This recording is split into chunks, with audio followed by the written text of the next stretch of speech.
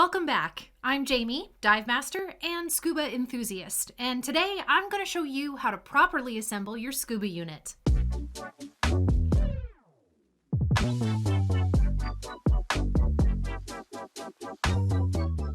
Now, you might be thinking, shouldn't the boat crew do this for me?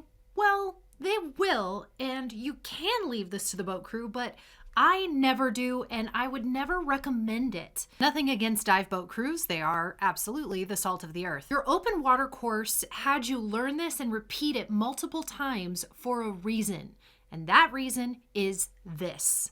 As a diver, you are ultimately responsible for your safety during a dive.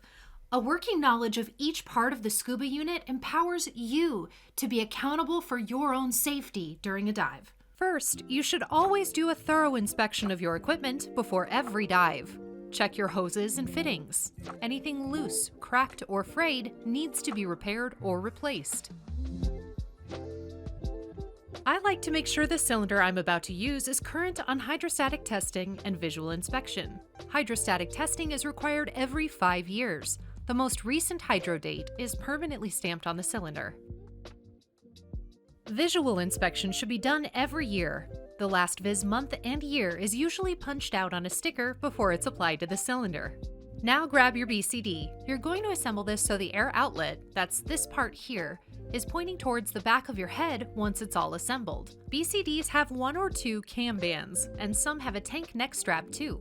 Place the cam band over the tank and loop the neck strap over the neck of your cylinder. Now, where exactly to place the cam band? I like to measure about 4 fingers width from the end of the curve. Remember that the placement of your cylinder over your back is going to affect your center of gravity, so you may want yours higher or lower to help with proper trim. Tighten the cam band. Make sure it's snug. Clip the cam band closed.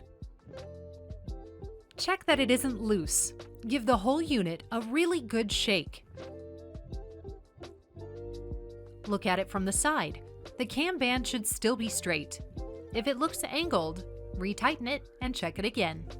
If you have a tank neck strap, you can tighten that as well. This can be helpful in determining where you want your BCD positioned next time. Now that your BCD is secured to your cylinder, it's time to get your regulator. Remove the dust cap. Place your first stage over the tank valve. Make sure it's properly seated. Tighten your first stage onto the tank valve.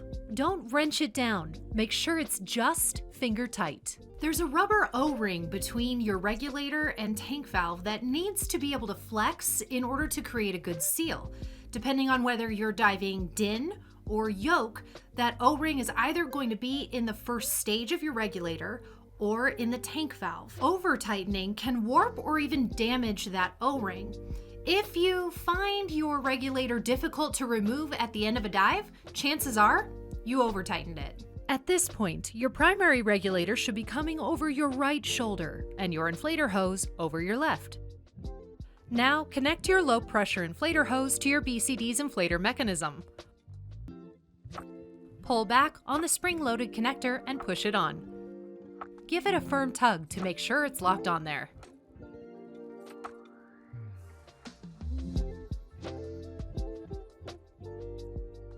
Now it's time to turn on the air. Start slow at first, then open it all the way.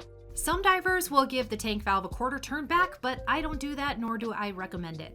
If you disagree, let me know in the comments. Listen for any air leaks. If you hear hissing, stop and try to find the source of the leak. Skip to the end for troubleshooting tips. Check the cylinder pressure to make sure you have adequate air supply for your planned dive. Breathe on your primary regulator a few times. Watch your pressure. It should stay relatively even. If it drops and rises again, your cylinder valve may not be all the way open, which can make it harder to draw air as you descend on your dive. Don't forget to check your safe second too. Pay attention to how the air tastes. It should taste like, well, air.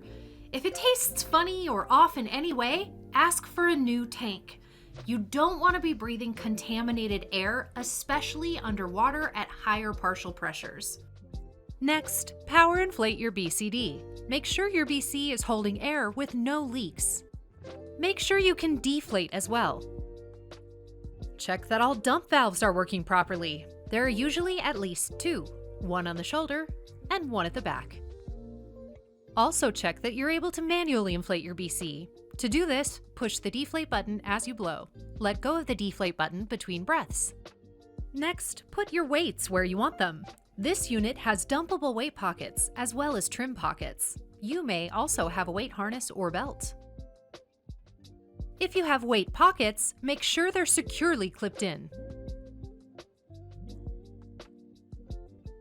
Quick tip: if you shore dive, especially in cold water, like me, you might want to leave your weight pockets out until you're ready to dive. That way, it's easier for you to move your assembled unit around and for your buddy to help pick it up and put it on your back. Just don't forget to put those pockets in before you go. If you aren't diving right away, you can turn your air off, gently lay the whole unit down, and stow it somewhere it won't get kicked, stepped on, or have a weight belt dropped on it.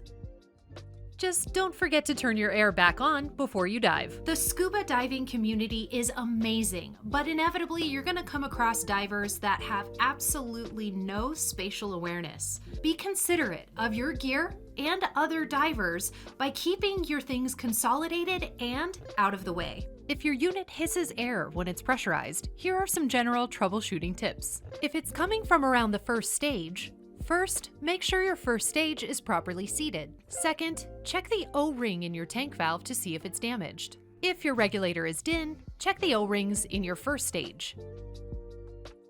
Third, check the fittings to see if any are loose or have bulging or damaged O-rings.